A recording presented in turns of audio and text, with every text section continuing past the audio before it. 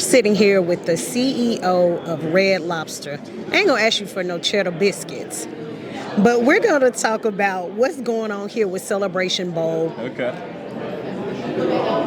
We know that you are the title sponsor for the Band of the Year Awards. How big is that? Yeah, it's amazing. I think it's a big moment.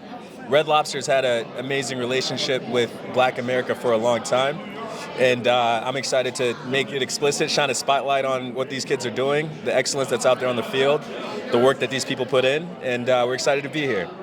So you look very excited, very happy. Yeah. What has it been like so far for you here at Celebration Bowl? Yeah, it's been amazing. The people here are incredibly welcoming. You can feel the community, Southern hospitality down here in Atlanta. So yeah, it's been great, man. It's been great to be here. I see her walking around with the little claw hands. I see her walking around with the little hands. What has been your greatest experience so far? Well, tonight's going to be the great experience. We got the Band of the Year tonight, so I'm excited about that, right? It's the talent that these kids have, the passion, the hard work that they put in, and just the musical performances that we're going to find tonight. That's what I'm really looking forward to. Were you in the marching band? I played football. Did you? Really? Yeah. Wait a minute now. Come on now. Yeah. Come on, Mr. CEO. I was on the field. Wait a minute. Tell me now. I love for the marching band. What position now? What position did you play? I played corner at Brown. Could you see that? I could see that. So now, going back to talking about the Band of the Year, what made you guys want to go into this and be the sponsor, to get the engagement, to be around this actual event, a Celebration Bowl, mainly the bands? Well, the African-American community has been so important in Red Lobster's history. It's been a great relationship. You talk to people, and it's been a staple in Black households for a long time. And so I'm excited to just shine a spotlight on that relationship, right? And to engage with the Black community, to support HBCUs. There's going to be a lot of money going to these schools.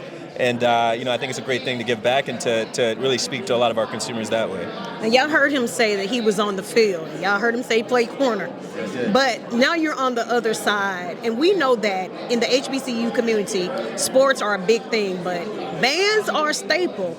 Talk about how they are a major staple in HBCU land and how they are basically the heartbeat of the school. The heartbeat of the culture. You want to go further? The heartbeat of the school for sure, but the heartbeat of the culture, right? Like marching band it's so important. I mean, a lot of times, and I've been to some of these games, after halftime, it looks like the game's over.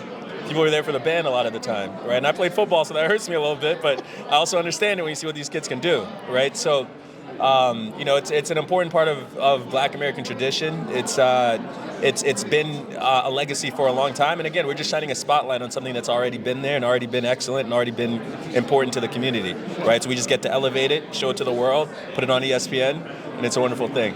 You look like you lit up when you said that. We got 4 bands there: North Carolina A&T, FAMU, the Marching 100. We got Miles College and Virginia State. We get to see, and then we have 2 high schools. Bands, So now we have that addition. How exciting is that for those 2 high schools to actually, Jonesboro High and Southwest DeKalb, which I'm very familiar with. How exciting is it to add those 2 bands? I mean, it's incredible. I mean, you could have told me in high school when I was playing that I could be on ESPN. I'd have done anything for that, right? It's an incredible thing to, these kids work so hard, throughout the year, for years, to get to the positions they're at, to be able to do the things they can do.